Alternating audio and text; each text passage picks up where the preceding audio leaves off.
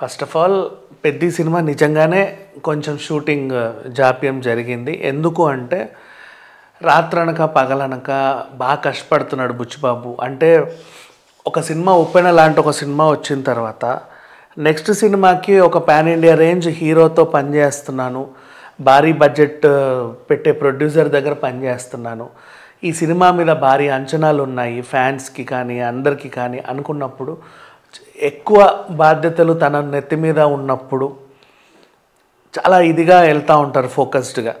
అందుకని చెప్పి నేషనల్ లెవెల్లో పనిచేసే టెక్నీషియన్స్ని పెట్టుకుంటారు, మ్యూజిక్ డైరెక్టర్లను పెట్టుకుంటారు, ఇంకా సినిమాటోగ్రఫర్లను పెట్టుకుంటారు, ఎడిటర్లు అందరినీ కూడా ఆ రేంజ్లో పెట్టుకుంటారు. దానికి తగ్గట్టే విఎఫ్ఎక్స్ గ్రాఫిక్స్ వర్క్ బాగా రావాలనుకుంటారు.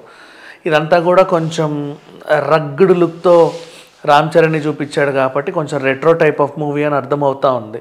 సో ఆ రేంజ్లో తీయగలిగినప్పుడు అప్పటి పరిసరాలు, ఆ టైంలో ఉన్నటువంటి బ్యాక్డ్రాప్స్ అండ్ వాళ్ళు ఎంచుకున్న థీమ్కు తగ్గ లొకేషన్స్ వీటన్నిటిని చూసుకోవాలి. వీటిల్లో ఏంటంటే ఎక్కువ భారం the captain of the ship డైరెక్టరే కాబట్టి తనకి మైండ్ చురుగ్గా ఉండాలి. సినిమా పూర్తయ్యేలోపు ఒక పెద్ద బాధ్యతను మోస్తున్నట్టుగా ఫీల్ అయ్యి అప్పటికెప్పటికో రిలాక్స్ అవుతాడు. ఈ టైంలో ఏంటంటే ఎంత కాదనుకున్న మనుషులే కదా, చిన్న ప్రాణాలు అందరివి.